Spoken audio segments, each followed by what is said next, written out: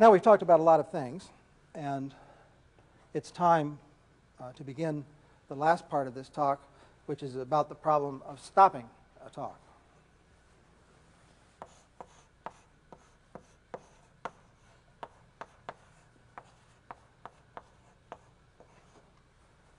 Stopping is extremely difficult. At least it is for me, because there's one thing that I do not like to do when I stop a talk, and that is the frequently used device of thanking the audience. Why not? A lot of people do it.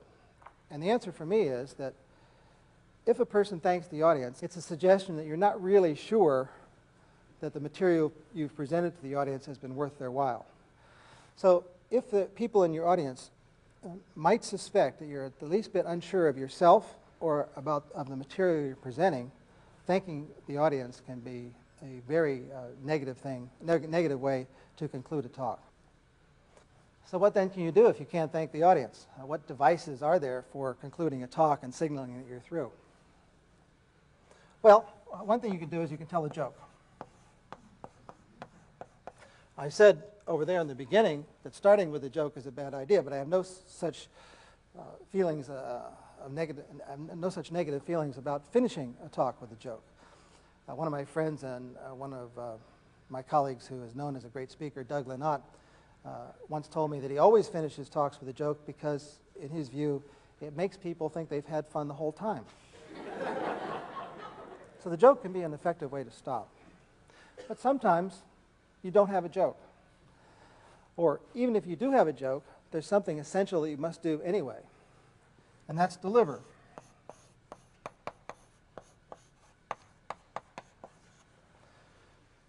When you begin your talk, you have some sort of promise that people will be empowered by it. So when you conclude your talk, you must remind people of your promise and exhibit how the promise has been fulfilled.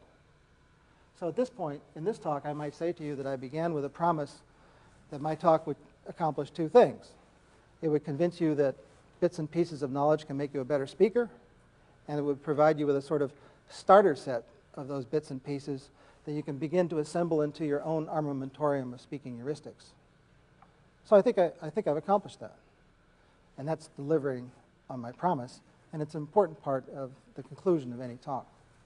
So then there are several things that you can do as you come to the conclusion of a talk. You can tell a joke. You ought to deliver on the promise. You can call for and answer questions. But there's a final thing that you ought to do, and that's salute the audience. Now, this is what I mean by salute.